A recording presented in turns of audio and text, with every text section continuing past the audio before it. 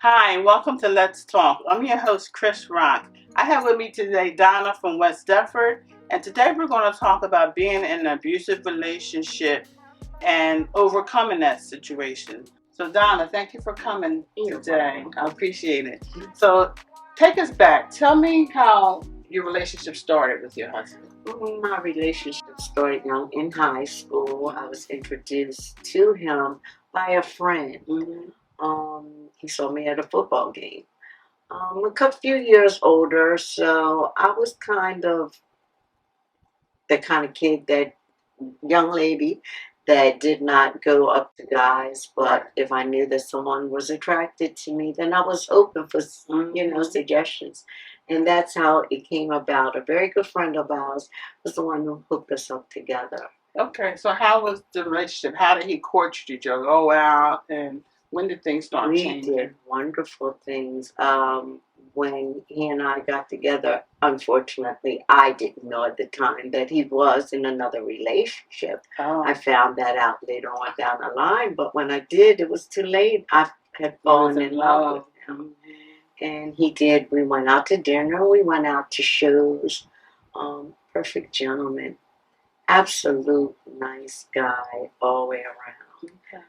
It was a good relationship. At least I thought it was until I found out. So he was dating somebody else and you? He wasn't only just dating me and someone else, but a whole Oh, he had an entourage. He had an entourage. Okay. He was a ladies' man. Okay. And he handled his ladies well because nobody backed down, even knowing Really? that he was a ladies' man, because he was a cool ladies' man.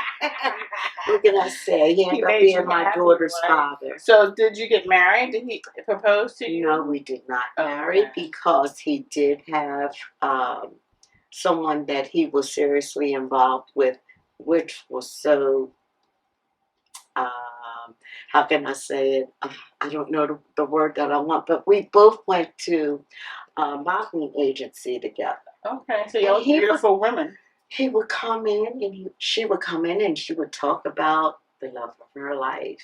Oh my God. Yes. Wait a minute. So yes, both of y'all were in the same modeling class.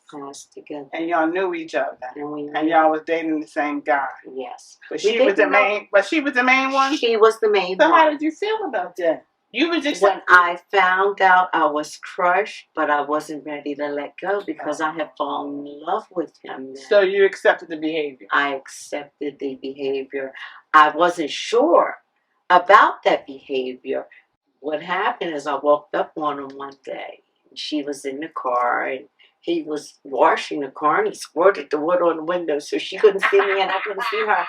But see, what goes on in the dark comes out to light. Okay, yes. And that's what ultimately ended up happening. Okay. And unfortunately, like I said, by this time, I loved him. That was my first. That was my first heartthrob. And so I figured I can handle this. It was like the battle of the women. Who's going to get this guy? Yes. And I end up not. He ended up marrying the other lady. Oh. Okay. And I was so heartbroken. But you continue to see him when he was married? Well, yes, I did. Okay. Don't judge that. I'm not judging. That's okay. Love of the heart. I backed up because I'm not one to step on another woman's toes. But he came to me. He stepped back to me. I know I'm married and I still want us to be. And I was still in love. I still loved him. Wow. And he was my daughter's father. He didn't marry her until a year and a half after my child was born. And did he have kids with the other No, lady? He did not. Oh, my daughter was the oldest. So basically, it was between she and I. And then you felt as though, well, I got his baby. You don't have his baby. No, I didn't. Like that? I didn't feel that kind of way. As a matter of fact, I was hurting for both of us because it was two women. See, I wasn't one of the ones that pulled the claws out. I love for love. Right. And that's what I loved him for, because I know what relationship, I know what he showed me. The love that he showed me. So I wasn't concerned about what he was showing anyone else until it came to me in face. Oh, right.